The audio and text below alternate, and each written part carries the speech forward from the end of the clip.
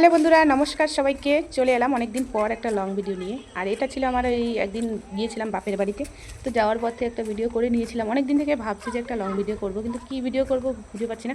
আর কয়েকটা দিন থেকে ব্যস্ত হচ্ছিলাম বলতে গেলে, তো তাই আর খেতে ধান শান এই হাবি জাবি বাড়িতে নিয়ে আসলাম। আনার পরে প্রথমে তো কাটাটা তো মেশিনে কেটেছিলাম, দেখিয়েছিলাম তোমাদের।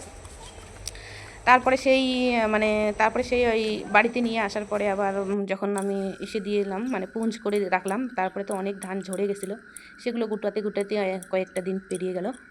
তো ব্যস্তর মধ্যেই আর কি আর করা যাবে। যাই হোক, তার এটা ছিল সেদিনের সেই সাবুর ভিডিও, সাবু দিয়ে আমি মিষ্টি বানিয়েছি। তো আমি ভিডিওটা শেয়ার করেছিলাম, তো 17 মিনিটে অনেক ভিউ পেয়ে গেছিলাম। তো ভাবছিলাম বোধহয় এই ভিডিওটা মনে হয় ভাইরাল হবে।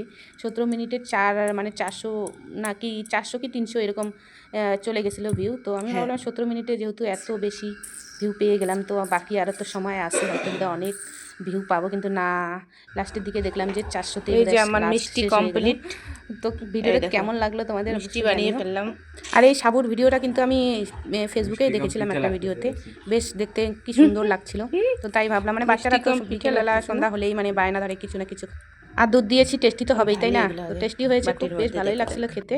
আর খাওয়ার সময় জানো তো ভিডিওটা করতে, এই যে আমার মিষ্টি কমপ্লিট, যখন আমরা খাওয়া স্টার্ট করে দিয়েছিলাম মিষ্টি বানিয়ে ফেললাম, আর ভিডিও করতে ভুলে গেছি। সত্যি বলছি খুব সুন্দর হয়েছে, আর তোমরাও ট্রাই করতে পারো। প্রথমে সুজিটাকে ভিজিয়ে রাখতে হবে, তারপরে আটার মতো ডো তৈরি করে গোল গোল করে মিষ্টির সাইজ দিয়ে তারপরে দুধের মধ্যে জাল করলেই হয়ে গেল মিষ্টি সাবুর মিষ্টি। বেশ ভালোই লাগে খেতে।